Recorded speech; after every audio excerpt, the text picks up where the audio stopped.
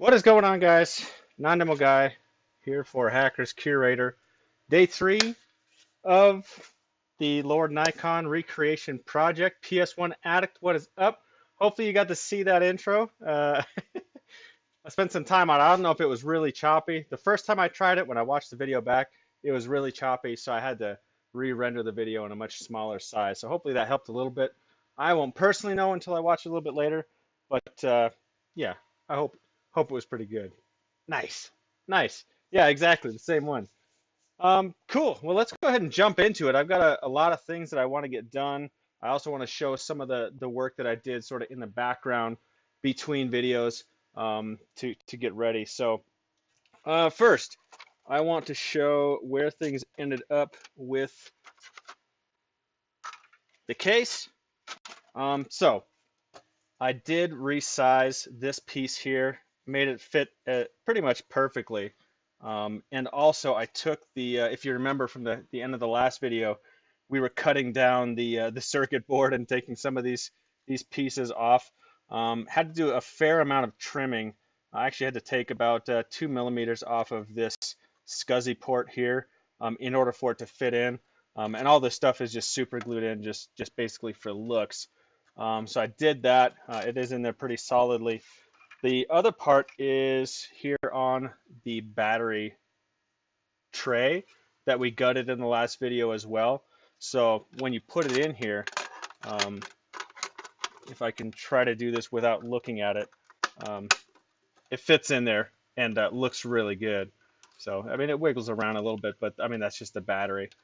But as I'd mentioned, this is where I intend to do, or rather put the Raspberry Pi, which I'm still going to do, but I mean, it's practically designed to fit in this thing. It's really kind of cool. Um, so you can see it fits in there. I actually have to keep the top of the case off, otherwise it doesn't fit. I mean, you can kind of see here the very tight tolerance, um, but it fits like a glove. I mean, it's perfect. I mean, it slides a little bit, but not much. Really, the only thing that we have left to do on this piece is to take this rear door here that was original for the back. It was, slid back and forth to cover the ports. We've got to cut it down and then just fill in this gap here. We might do that in today's video, but it's kind of boring, so we'll see. If I'm running out of things to do, we might do that. But aside from that, I do need to cut a few holes in this piece here for the various wires and things to go into. So speaking of wires, let's talk about what we're going to do here. So let me get this laid out a little bit to show you exactly how I expect the finished piece to kind of look. Now we can't do a whole lot in this area because of this piece. Oh, the focus is terrible there first. What happened? There it goes. This will be sitting on here. Gosh dang, what's going on with the... There it goes. This piece sits here. We will be working on this piece today, but then you have this tray, which is where the laptop keyboard is going to go. As you can see, it will fit in here about like that. So we have a little bit of space to play with back here, but not much. So let's show you what we're going to be doing there. Do I have all my wires? I do. They're just back over here. All right. So first things first, because we do have this little flip down battery door, or this little flip down door here, we are going to be putting the Raspberry Pi power supply. So we'll get a spare piece of plastic somewhere, maybe off of one of these spare pieces, and fit it to these.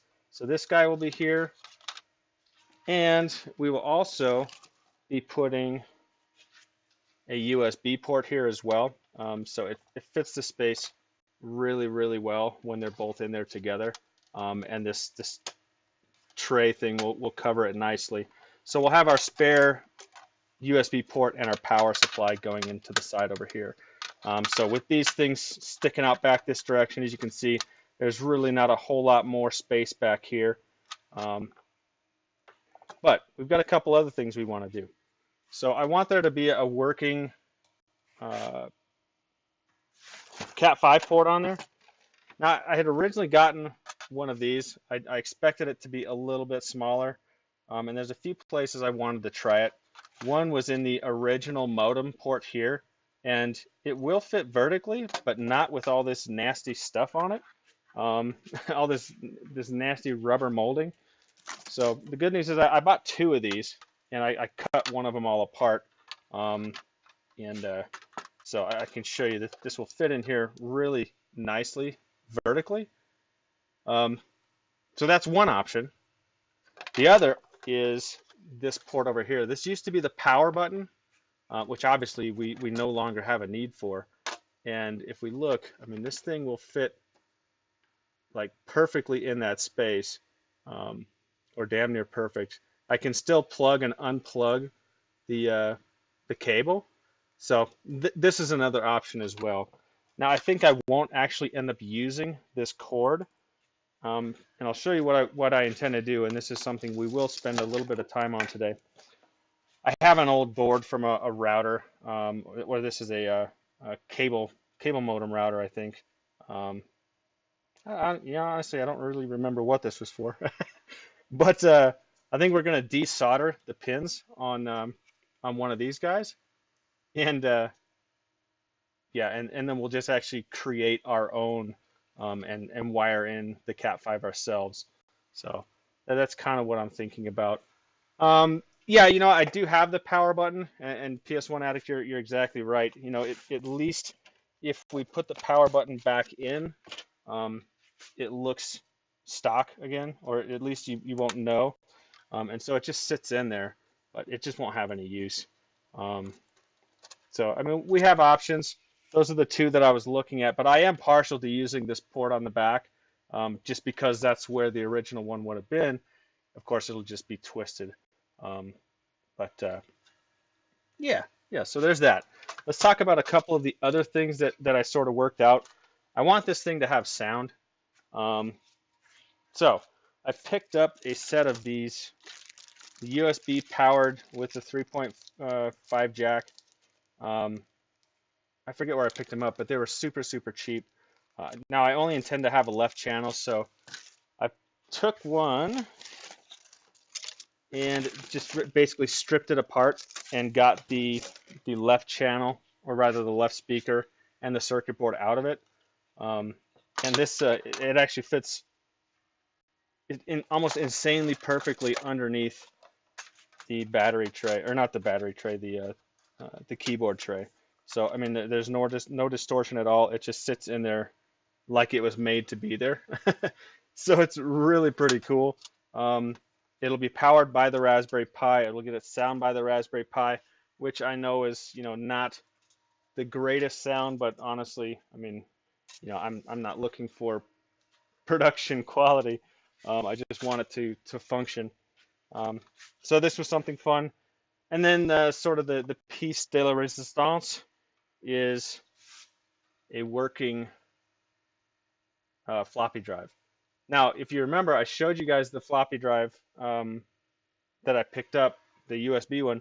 This is actually the USB drive, but I did put the face and the button and the door on it from the original.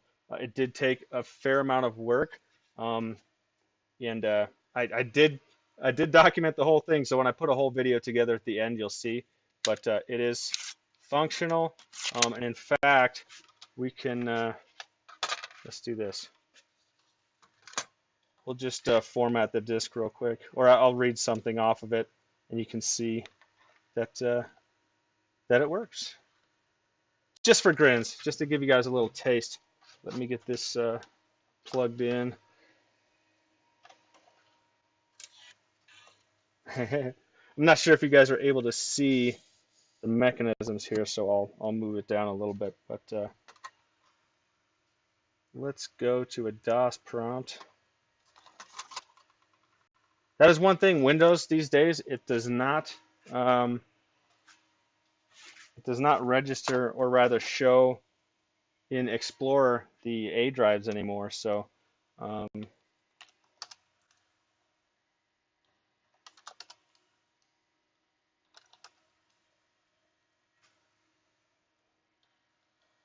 and well, it didn't do anything. But if you could see my screen, I did put a couple files on here. Um, there there are a couple of ASCII graphics that are hackers related. One says Hack the Planet and one said Acid Burn. I'm going to leave those on here, but it does work and it does function. Um, so I'm excited about that. I'm pretty pleased with how it came out.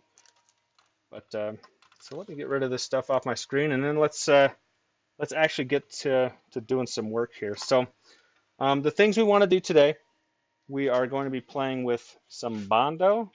So if you've never used Bondo before, this might be a bit of a learning experience on how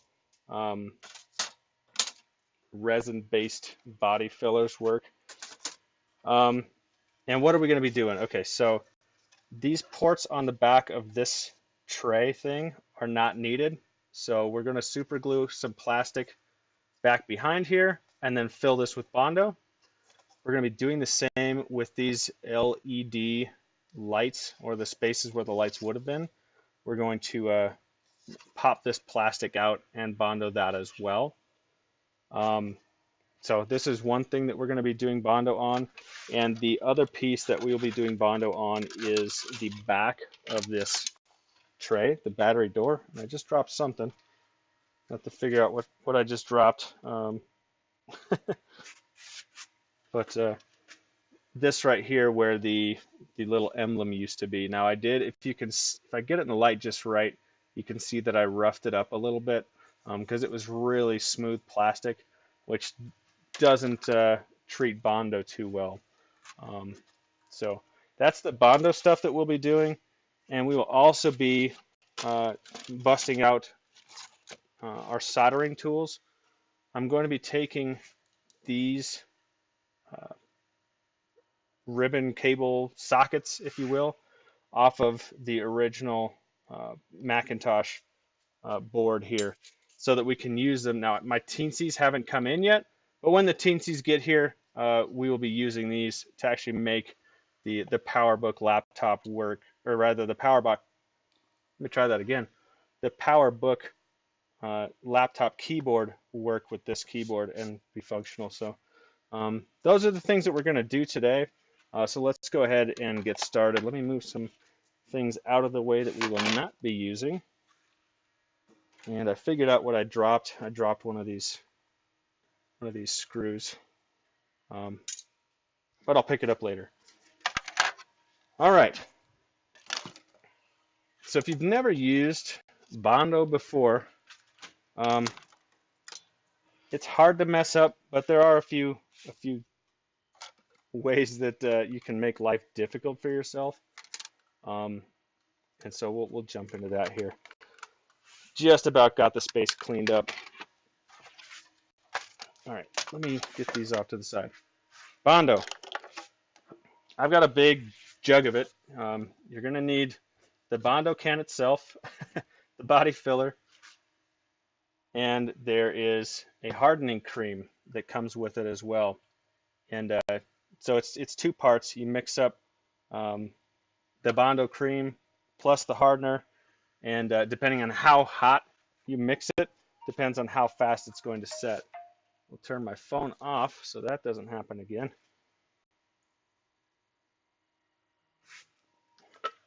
So yeah, let's jump right into it. I have an old silicone, I always do that, lid from like a glass container, but it's really nice because I can reuse it and not have to worry too much. I mean, when it dries, you just, sort of bend it and it all comes off. And it works really, really well. So I use just a little piece of bent wire to kind of dig some stuff out of here. You definitely do not want to reuse, especially if you have old scrapers that have old Bondo on it, because it can still cause the chemical reaction that can make it harden, which you definitely don't want. So we'll get some of this on here. We don't need too much for the lid, which is what we're going to do first. So we'll just kind of put some on here. That might be enough. We'll do a little bit more, and then we'll do the cream hardener. Yeah, PS1 addict. Sorry, I'm just looking at your comment now. Yeah, you're right. I probably could put a power button in place if I wanted to. Um, so you're absolutely right. I don't know that I will, but there's no question that I could. The space would be perfect for it, and it'd be very easy to just mount something in there really quick and have it turn on and off. With where I'm putting the power cord, it may not be the most convenient place in the world, but yeah. So what I'm doing now is I'm sort of mixing up the cream hardener, and I'll get all of my stuff here that I want to use sort of in place. Now the best thing to do with Bondo, especially for stuff like this, is to not worry about trying to scrape it down too much. You'll always sand it back to where you want it to be. So yeah, most of the work comes after you put it on and it dries. So there's a certain color consistency that I'm looking for, and I probably just put too much on there, but because I'm working pretty quickly, it's not going to be too bad. I will use 2 scrapers typically to mix this up, but you want it to be a somewhat reddish brown color when it's done, and this is definitely mixed pretty hot, but it's going to work just fine. You want to basically mix it until all of the gray is gone, or at least barely visible, and then it's ready to use. Now with as hot as I've mixed it right now, it's going to set fairly quickly, so I'm not going to mess around too much more, but we'll just sort of apply it on here and go to town. Now one thing you do want, or rather don't want, is air bubbles. So we'll work to try to work it in to make sure that there's not any air bubbles there. Now I can see a little bit of a gray stripe here, so I'm going to pull that out and mix it and then reapply like that. And I think for this piece that ought to just about do what we need. Now we'll set this aside. It should be dry enough for me to start sanding on here in a bit. The rest of this we will kind of scrape it into a pile and start prepping our next piece. Now if I wanted to, I could have had everything ready to go and just mix Bondo once, but as you may have noticed, I'm not in a I don't have a bondage shortage, or bondage, nice, a Bondo shortage. So I'm just going to work on the pieces separately, and that way this will have plenty of time to dry while I'm doing other things, which again is basically why I chose not to prep everything ahead of time. So otherwise I'd be standing around with not much else to do. Like I said, we're going to pull this piece of plastic out and clean it up a little bit.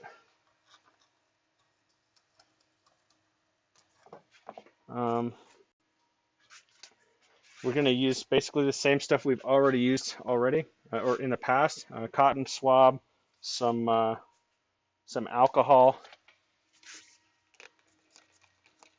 just to clean it up a little bit. Get sort of the gummy residue off of here. Make sure that the Bondo will do its job here. For viewers, jump into the chat, guys, if you want. If you got any questions about what's going on, or just want to talk in general about hackers or anything else. Speaking of which, is anybody going to DEF CON next week? I think it's next week. What's today? It's the 1st. It's not till the 6th. So we got a few days. Anybody going? Should be a good time. I've never been to one myself, to be 100% honest, but should be fun either way. All right, what I'm doing now is just looking for some spare plastic. I've certainly got no shortage of that back here either. And we probably don't even have to use plastic. I don't need anything too insane here. Here's what we'll use. I'm going to use this piece. This was the original tray thing from the old floppy drive, the button. This will fit back here pretty nicely, I think. You just want to glue something in to take up space, so I'll just break this down a little bit. Will it break? Yeah, there we go. Nice. Yeah, I can only imagine that there's a fair bit of alcohol consumption that takes place at the DEF CONs. Should be a good time. I do have to get to one once, but this it always seems to not work out um, in terms of calendar and timing. All right, so we've got some super glue. Just kind of stuff this in there.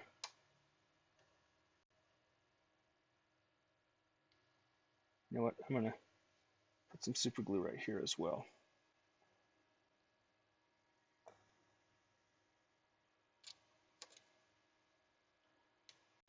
Yeah, I've got a buddy that's going to be going as well. Come on, super glue, do your thing.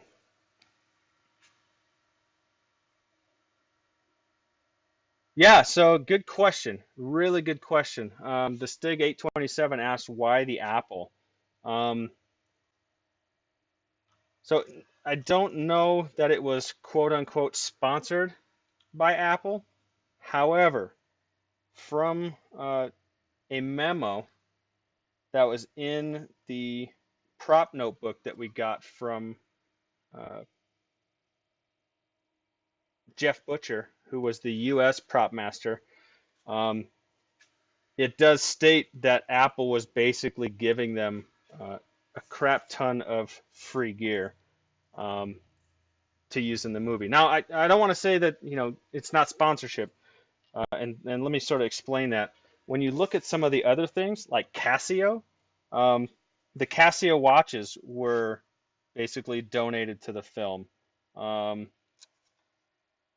Motorola donated the pagers, which I thought that was pretty surprising. I didn't realize that so much, and I guess even now, right? I don't know if that's normal for movies that companies just kind of give a bunch of product to productions.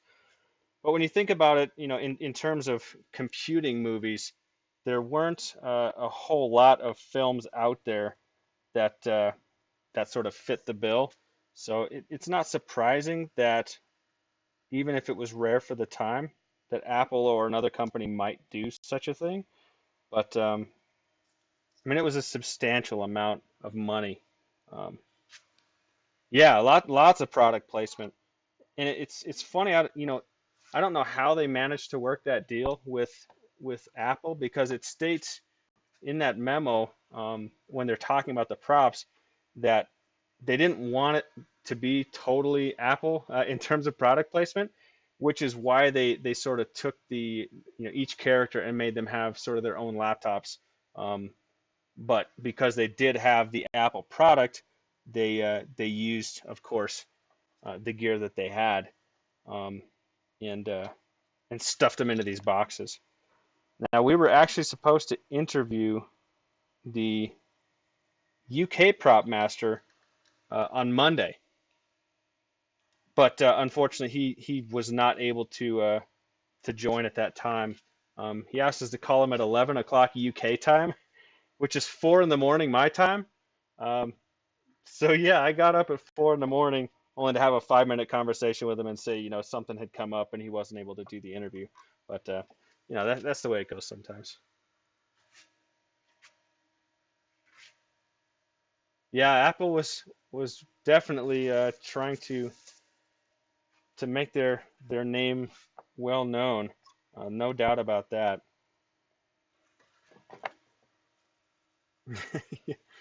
Yeah, I'm surprised it didn't stand out more. I mean, they didn't make a big deal of it, but I mean, there are some very obvious shots where where Apple is very clearly seen. All right, so I'm cleaning up my scraper here. We'll go ahead and mix up another batch, and now that I have some plastic behind here, we'll fill in these holes. These ones, they're not big enough for me to care too much about, and if I push it in there, they'll sort of, blob on the back, so I don't have to worry about them trying to come out. Um, so just give you an idea why I didn't put anything behind those ones. Yeah, if you've not seen on our webpage, HackersCurator.com, we actually have the photos of the clear laptop from the film. And if you look at the description, it was actually the prototype that Apple made, and they provided it, to the film, or rather, for the film. Um, Apple actually makes, at least from the research that I've done, there's like one guy out there who collects them, but they make one clear version of most of their products, and they do it for airflow testing of the like to make sure that the cooling fans and everything are circulating air throughout the machine. Um, so that is the only legit one that was out there, and it was used for the film. And in fact, the Peter Chang still owns it to this day, and he was nice enough to take some photos for us and send them our way. So we're really happy that Peter sort of hooked us up in that regard and gave us something to show the fans. All right, back to the Bondo. How are we doing on time? Oh, we're not even halfway in. We're doing really well on time. So we might get to play around with some other things here.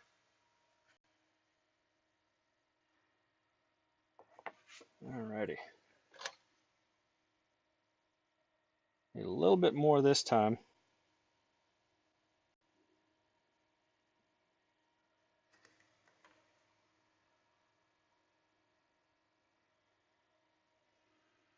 Yeah, you're not the only one who wanted one of those laptops. Those things are pretty sick. And quite honestly, if I can find one of the right laptops at a price that I'm willing to pay, um, the problem is, a working one out there, they'll still charge you a good deal of money for a working one, um, and I'm just not willing to pay because I don't honestly care. And in fact, for me, it's better if it doesn't work because I really actually intend to tear one down and make a mold of the case and try to make a clear one.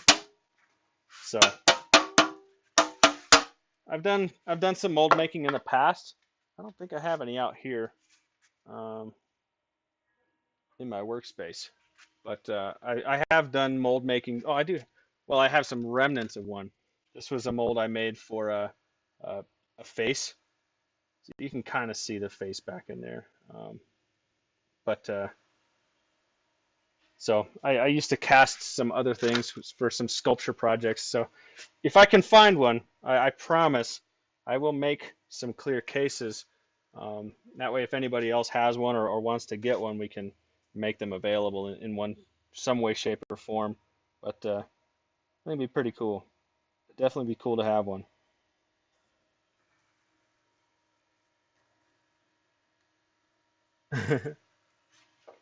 Oh yeah, I bet. I bet. Yeah, I mean there weren't. I mean case modding and stuff like that. While it was a thing, it wasn't a big thing in the 90s. I mean, I remember when people were first starting to do water cooling for their rigs, and you know, 97. Yeah, we were probably well into the overclocking of um, AMD Athlons and things like that. Um, I know I certainly had an overclocked machine, but nothing too crazy. Um, but it's not like it is.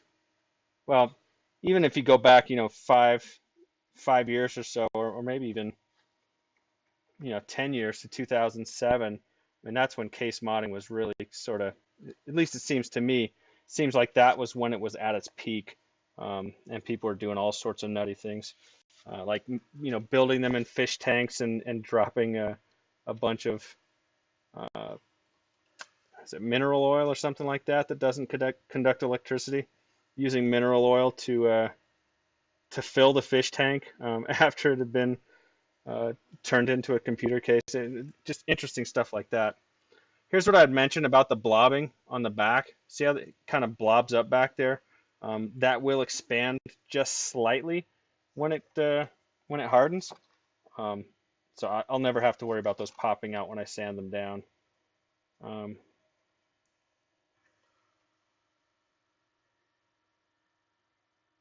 Yeah, 30 pieces.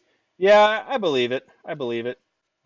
There's no shortage of pieces, even in this laptop, that you know, filled the inside of it, um, that I will not be using for the project. But what's the best way to do this here? I want this to sort of bubble up, but I may have to go over it a couple times. Oh, that might work. Sweet. So I think in terms of the Bondo work, and I apologize about the light. It need to work out a different system here. It's piled up high enough so that I can sand everything down and make it smooth. So I think that we're probably good with the Bondo for today. I am going to scrape this just like that a little bit. Now, if you may not be able to tell this on camera, but it's already starting to set up. It's more like a clay at this point than a paste. And in fact, this piece is already hard. So not hard enough to start sanding on it yet. If you try sanding on Bondo too quickly, it will just gum up in your sandpaper, and it's going to be doing nobody any favors. So we will set this stuff aside, and we will move on to some soldering, I think. I really wish those teensies would have come in. I would have liked to have been able to get the keyboard working in today's video, but that's just the way that it goes sometimes. Yeah, something to say for the next video, I guess. So for this, what we're going to need is a fairly fine-tipped. It doesn't have to be temperature controlled. This happens to be a temperature controlled one, but it needs to be a pretty fine tip soldering iron. Anytime you're using a soldering iron, you also need a sponge, and I need to wet that down. Not too wet. You don't want it to be too wet. It just needs to be wet enough. I really need to get a different stand for this, but the reason I like this is because it it fits really well on my table here. It's not very big. Yeah, that's about right. So let's get this plugged in. We are also, because we're desoldering, if you're made of money, maybe you'll have like a rework station or like a combo soldering iron and pump thing that costs several $100s. I don't have that, but I do have a desoldering pump, and the way this works is when you're holding the soldering iron to the joint that you're wanting to desolder, you kind of put this, you charge the pump with this little plunger, charge it, put the nozzle over the top of it, and then hit the plunger, and it makes a vacuum and sucks the solder out. Sometimes you have to do it a few times to make it work, but that's what we're going to try doing here. This is already pretty low. I don't think I can get it much higher than that, but so I apologize if it's not super detailed here. I'm trying to see if I have anything that I can stand this up on, but I really don't. So I might just have to take my word for it. I will be doing some unsoldering in the finalized video, so if you've never seen it, you're welcome to take a look. But I mean, quite honestly, there's not a whole lot to it.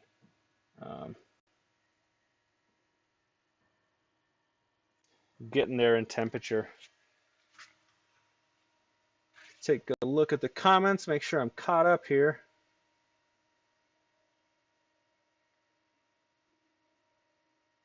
Yeah, looks like I'm caught up. Excellent. Excellent. So I don't know if you guys have heard, but they're releasing the film in the UK on Blu-ray in October. They're doing some new interviews as well, so I'm interested to see what's going to come of that. You know what I got to do is I need to mark these so I know which is pin 1, and because if you look, gosh dang, this light. It's absolutely terrible. On one of these, this one here, pin 1 is on the outside, and on this one, pin 1 is also on the outside, so you can see they're flipped. So I really need to keep track of which side is pin 1. So to do that, I'm just going to make a mark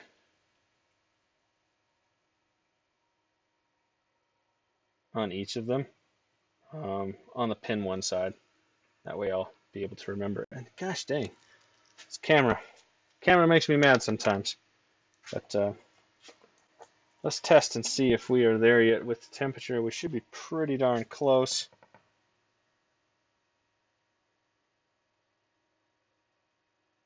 Not quite yet. Oh, it got turned down in temperature. Let's get that up to about 350 is where we want it. So I know we're pretty close.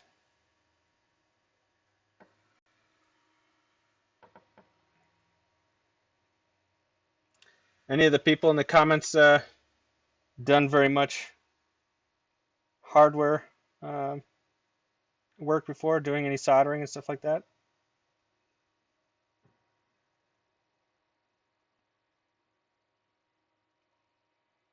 There we go. All right, so we are in the temperature zone now.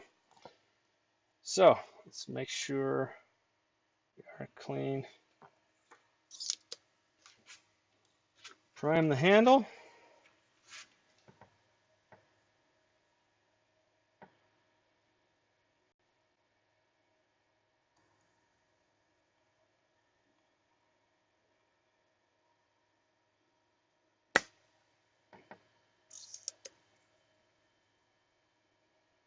I hope my head's not in the way. It's not. Okay, good.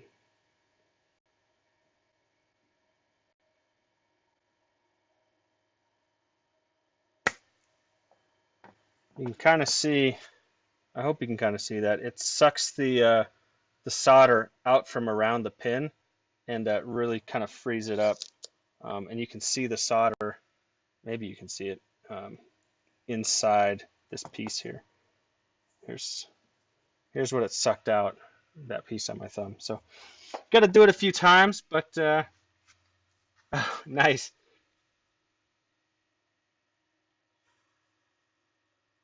Yeah, soldering's a good thing to know how to do.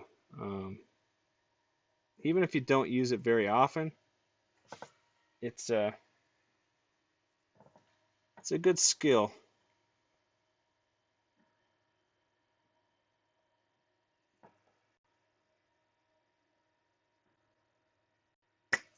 Yep, I screwed that one up. I really should cut this thing off of here, because it's kind of getting in the way, making it bounce when I'm trying to use this thing. But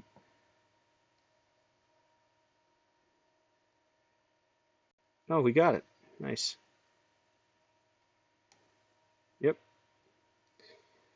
So this part is not incredibly entertaining. So tell me more about this badge that you made. What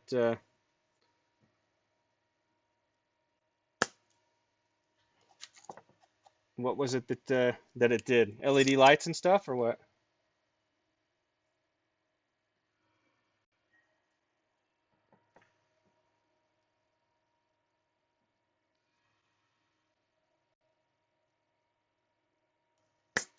And maybe more importantly, what was it for?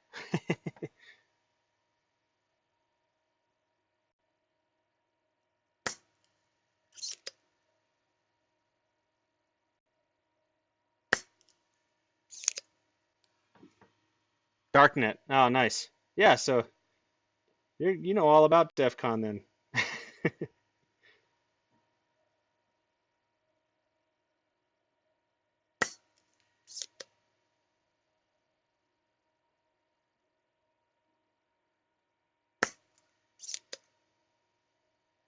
Yeah, I've done a lot of car audio stuff. So usually I'm just breaking out the big Weller and soldering wires together.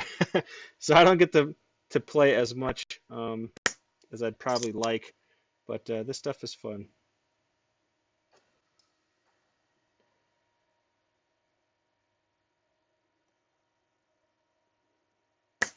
Now, for anybody looking or wondering about this particular one, this has a flexible tip on it.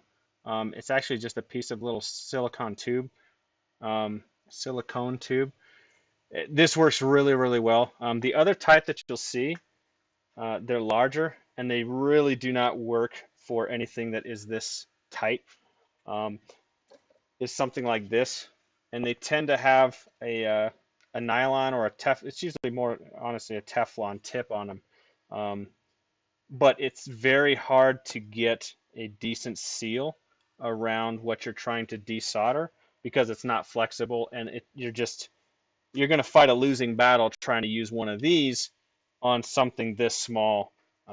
If I was trying to do something like well, this maybe like this guy right here, a little bit larger, or if it's nothing is around it, then this guy would work fine. But with these tight pins, you really do want something that's on a smaller scale and has that flexible tip. Otherwise, you're just yeah, you're in for a less than fun time. Um,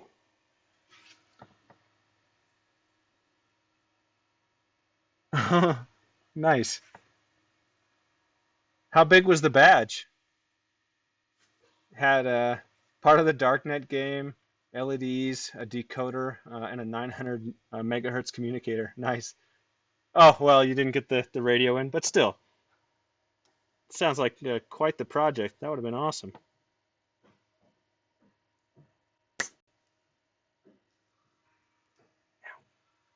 I can do this without burning myself.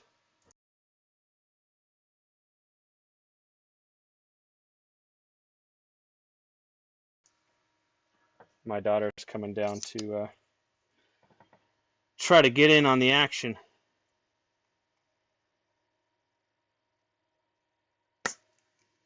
Oh, 3.5. Yeah, or 3-inch disc. That's not bad. It's pretty decent size, actually, for a badge. I could work with that. So we've got a few more pins to go here, and we'll have one of them off, and that's probably what we'll do on the solder. Um, just give you an idea how it worked.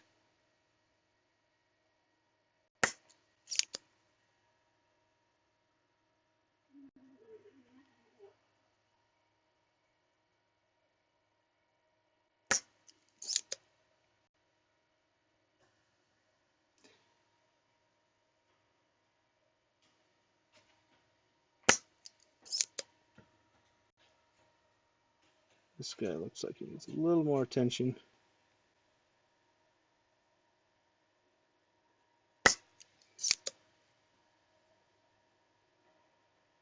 Couple more.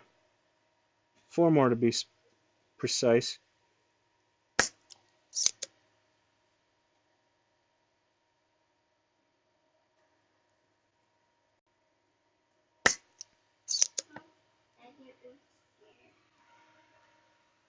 Because there's like this corridor episode that there's like this corridor that always messes things up Mm-hmm.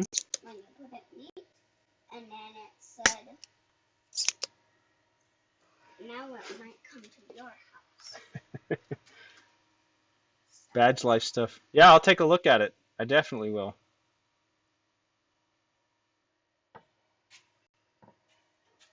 I need to re-tin this tip real quick. Give me just a second. If you, not for people who don't solder, if the tip gets too dry, I guess you'd call it, it doesn't transfer heat as well as it could. I mean, it will still transfer heat a bit, but yeah, definitely not as well as it could. So yeah, we want to get a little bit of solder on there, make sure that we have some, um, and then it will do a much better job of transferring heat to the solder that's already on the board.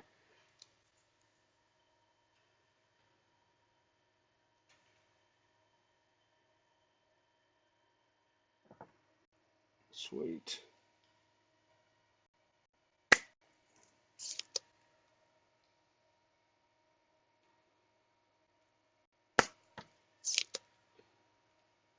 should be just about there. This is where you find out if you had any that didn't quite separate very well.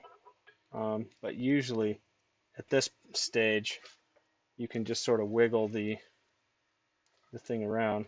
We got a couple that are still holding on, but you can see, well, you might be able to see. We've got most of the solder out from around the pins. I can see a couple that are still holding on just a little bit.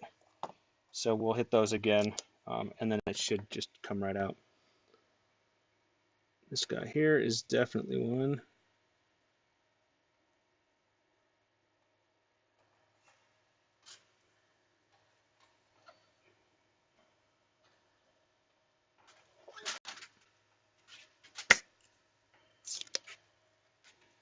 Where's another one?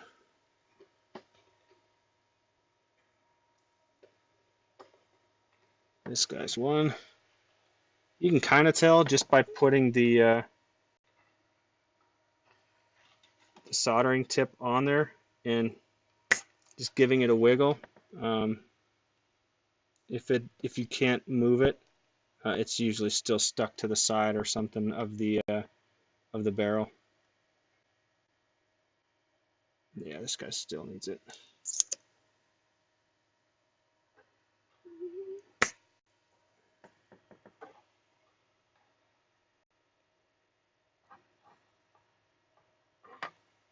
This guy definitely needs it.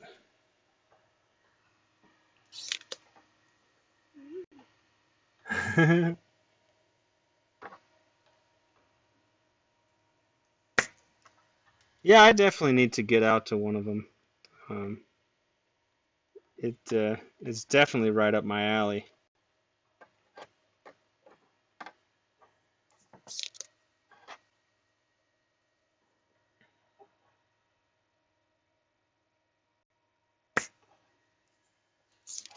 All right, I think we're there. If I can get my pliers. Do I have them standing by?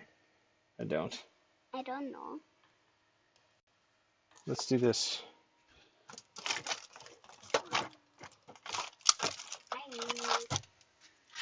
Where is this guy? I might be able to use this guy. Should have done it on the other side. Yeah,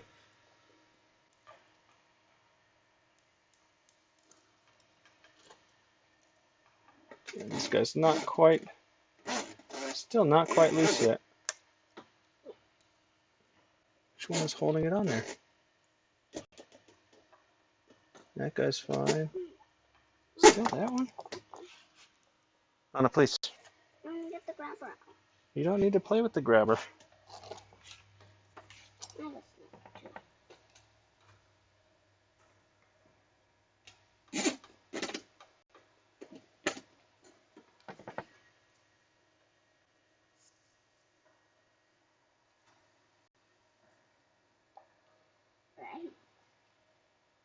This guy right here on the end is being a bit troublesome.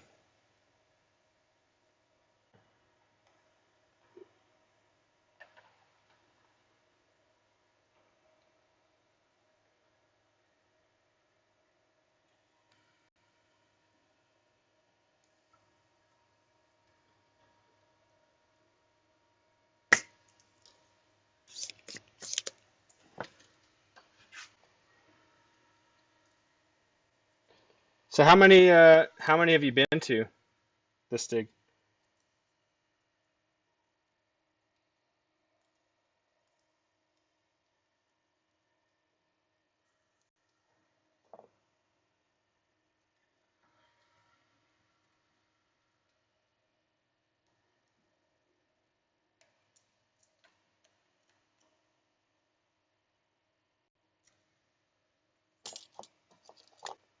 If you can see, it's really close. Like it's coming up on all of the sides. It's like one of these several pins down here that's still stuck. So, or up here now, looking at it from this direction. I think it's this guy right here. No.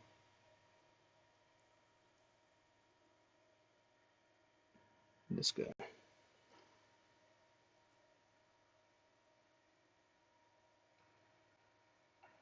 Here it is. Found it. Last year was your first? Yeah, I don't doubt it.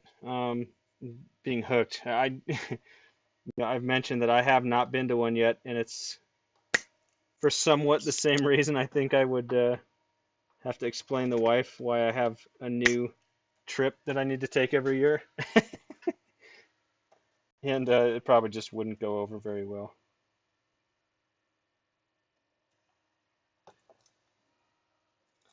We are there.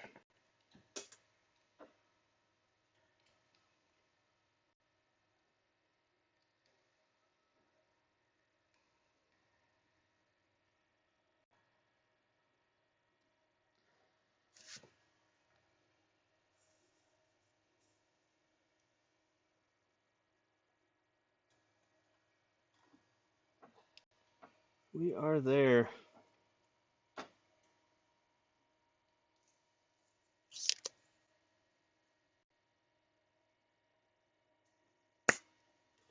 So as you can see, desoldering takes a little bit of time and patience, but which, gosh dang it, you can see My dad always it's says separated, thing. but one of them is still. Here's what we'll do.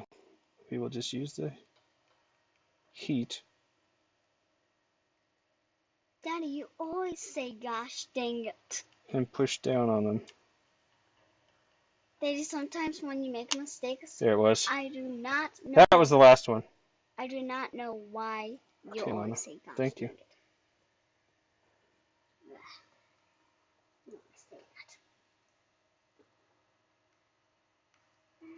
This one guy right here.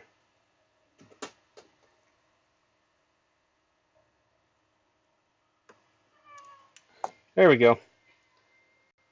So we now have this out. I'm not going to waste your guys' time and do the other one. Oh, and look at that. I left a couple pins behind. We will take care of that right now because I don't like losing things. Luckily at this point they're easy to put back in. They're literally press fit. So that's unfortunate that that they didn't come out as well as they could have.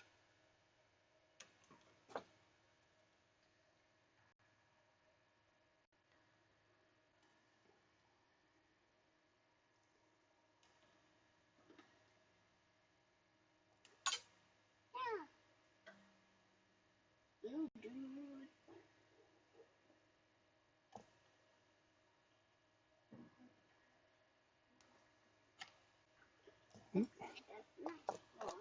This guy's being Selfish. here it goes.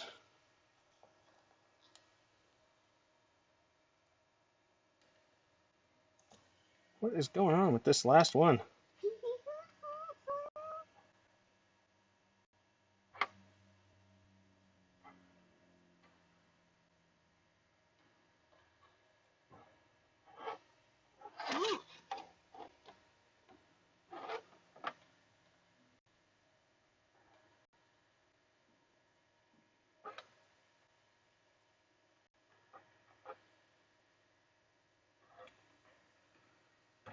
I accidentally turned my temperature down. That would tend to cause a problem. Oh no. A second to heat up here. Okay.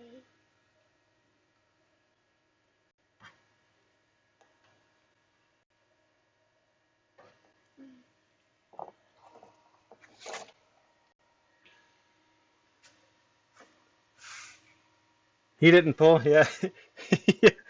Yeah, sometimes you got to cheat. It never is perfect. I mean, they aren't able to sell $800 tools to design for desoldering things for nothing. Um, it's it's not an exact science when you're doing it by hand.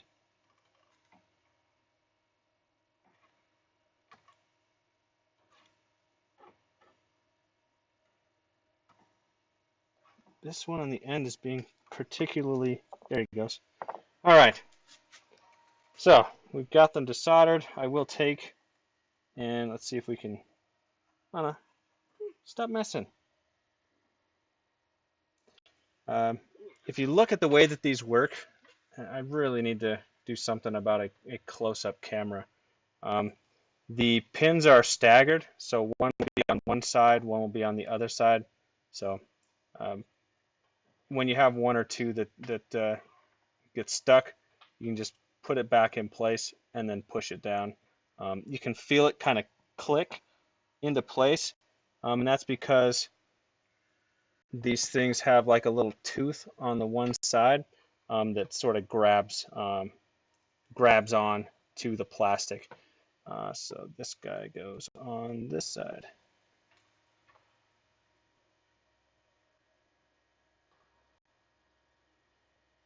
And now the question will be, did I lose my pin number 1 mark? I did not. So we still have the pin number 1 mark. We'll do the same thing for this guy, but we'll do that off camera because we do want to get back to some of the work that we're doing here. So I'm going to put some of this stuff aside. I need to let this guy cool down. Clean him off though real quick. Good. Yeah, and then, I mean, pretty much as soon as we're done with this work here, we're assembling the laptop. So all of the hard work, or the work that takes a while, is done at this point once we have this sanded. Now I am going to start with this guy here. And when you're sanding, guys, please use some sort of sanding block. Don't just sand with your hands. You will never get the same type of result that you would if you used a sanding block. Now, a sanding block can be anything, right? It can be something that's really small, which is what I will be using. I've got a little piece of wood that is, where is it? A little piece of wood, I think it's in here. I might have to make another one real quick. It's not difficult to do. No, Lana.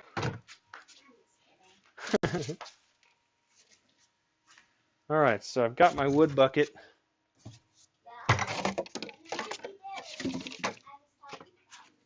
Lana, thank you for the commentary. You're being very helpful. So I've got a little piece of wood here. I'm just going to cut out a little section with a handsaw. Can I help you? No, Lana. Oh. And this will make it quite a bit easier to sand.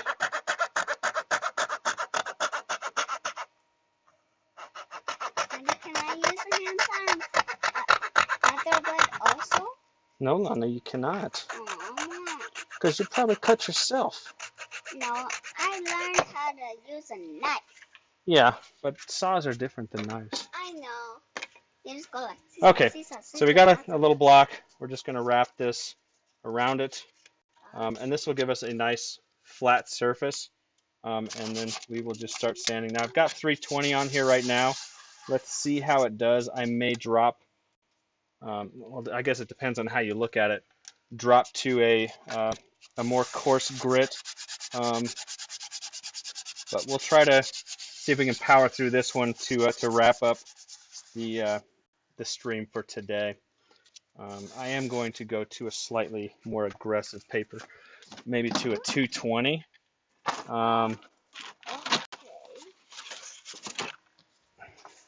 Got some 220.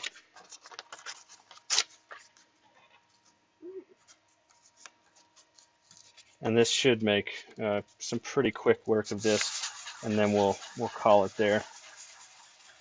Now I probably will not sand this with anything smoother than a 400 grit because we're just going to paint over it anyways. We just want to get it knocked down.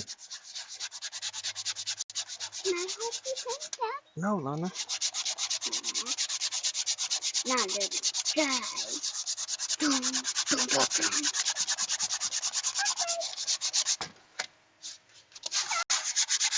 So at least by the time we get to the next video, we will have this guy sanded down. Same with this guy over here. This will be sanded down as well. And we should be ready to start painting some of the pieces. Now I am waiting for my display and my display controller to show up. We're also waiting for the teensies. So depending on if or when those things show up, we may or may not have a stream next week because there may not be enough to do. So if it doesn't show up, I'll make sure everybody knows. But it's very likely that we won't be streaming next week. Plus DEF CON's going on, so a lot of people will be doing other things anyways, so maybe we'll just decide to cancel anyways. But as you can see, it's already making pretty quick work of this Bondo. And we're going to be in really good shape very, very soon. Again, just as a tip, use a sanding block, right? Don't try to sand it by hand. You'll never get the same type of finish. I don't care what it is. Sanding blocks are the way to go, even if it's something as small as this. So as you can see, we are now down to the edge of the plastic, and I mean that is a very smooth finish. You cannot, with your fingers, you cannot feel where the plastic stops and where the Bondo begins. So yeah, insert hard style beat, and we will get things wrapped up. Like I said, I will complete the sanding on both of these pieces, have them ready to go for you guys at the very least 2 weeks from now, and hopefully we'll be able to bust out some painting and then maybe even some assembling at that point. It depends. So guys, thanks for your time, all 4 viewers. Appreciate the comments. I will go back through and see if I missed any of the comments and try to reply to those. But otherwise, the stream from last week I will be putting up on YouTube. And the first stream that we did will actually expire from Twitch in 2 days. So if you haven't seen the first video, you can take a look at that. That one is already up on YouTube as well. So if it falls off of Twitch, go ahead and take a look on YouTube. But thanks, guys, for the watch. Thanks for the comments. Tell your hacker friends or friends that are into the hackers film or just into tinkering around with things. And we'll see you guys next time. Appreciate it, guys. We'll see you next time. Bye-bye.